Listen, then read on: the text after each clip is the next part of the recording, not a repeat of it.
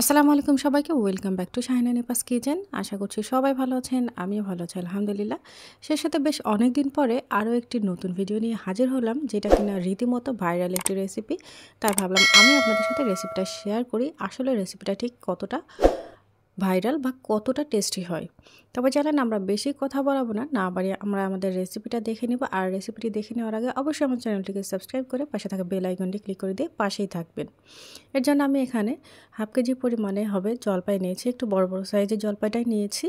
আচ্ছা, এবারে আমি চাকুর সাহায্যে জলপাইগুলোকে এভাবে কেটে নিচ্ছি। একটু ঘন করে কাটলে মনে হয় ভালো হয়, এতে করে এর ভেতরে চিনি বা মশলা যেটাই দেন না কেন ভালো মতো ঢুকবে আশা করা যায়।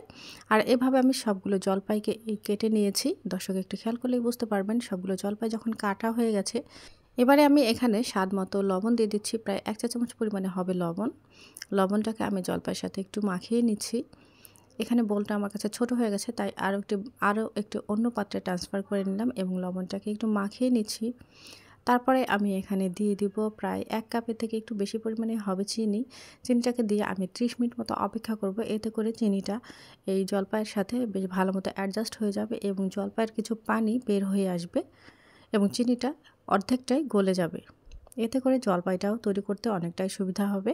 আচ্ছা, এবার আমি আচারের মশলাটা তৈরি করব। আর এর জন্য আমি এখানে তেজপাতা নিয়েছি একটি, তারপরে জিরা নিয়েছি হাফ চা চামচ পরিমাণে, মেথি নিয়েছি হাফ চা চামচ পরিমাণে, মৌরি 1 চামচ, ধনিয়া হাফ চামচ এবং সেই সাথে গরম মশলা মানে সাদা এলাচ এবং দারচিনি অল্প কিছু পরিমাণে। এই সব কিছুকে আমি একটু কড়াইয়ের মাঝে টেলে নিচ্ছি। যখনই এগুলো ভাজা হয়ে যাবে তখনই এগুলোকে আমি ব্লেন্ডারে দিয়ে ব্লেন্ড করে নিব, কিংবা পাটায় চাইলেও পিষে নিতে পারেন।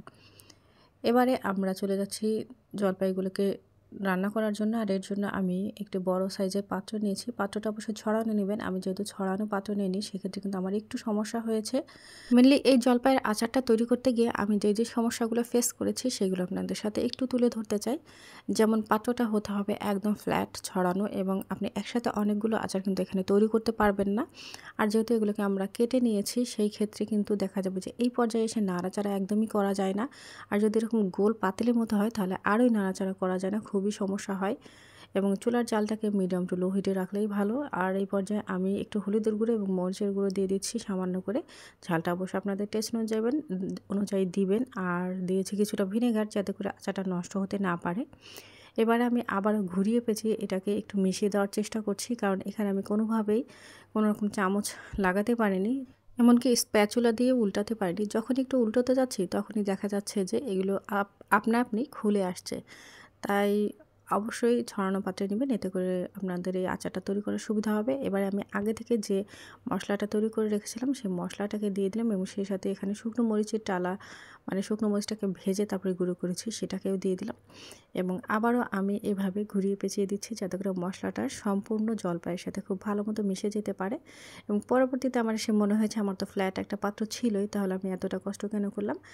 যাই হোক, এখন আর কিছু করার নেই। আমাদের আচারটা কিন্তু একদম শেষ পর্যায়ে চলে এসেছে। আর যখনই শেষ পর্যায়ে চলে আসবে এবং চিনিগুলো সব এরকম শুকিয়ে যাবে, তখন দেখবেন যে একটা ক্যারামেলের মতো ভাব আসবে, এবং সেই পর্যায়ে এসে আপনার এই জলপাইগুলো নাড়াচাড়া করতে খুবই সুবিধা হবে, আর ভেঙে যাওয়ার কোনো সম্ভাবনা থাকবে না। আর আমাদের এই আচারটা কিন্তু একদম রেডি। এবার আমি এটাকে সার্ভ করে নিচ্ছি। আর এখান থেকে আমি আপনাদের একটি আচার ভেঙে দেখাবো। এটা আসলে যেগুলো একটু ভেঙে ভেঙে গিয়েছিল সেটাই কিন্তু খেতে বেশ মিষ্টি হয়েছিল এবং ভালোও হয়েছিল। আর যেগুলো ভেঙে যায়নি সেগুলোর ভিতর কিন্তু অতটা চিনি ঢুকে নেয়, তারপরেও ভালো হয়েছিল আলহামদুলিল্লাহ। তবে আর দেরি নয়, ঝটপট রেসিপিটি ট্রাই করে ফেলুন। আল্লাহ হাফেজ।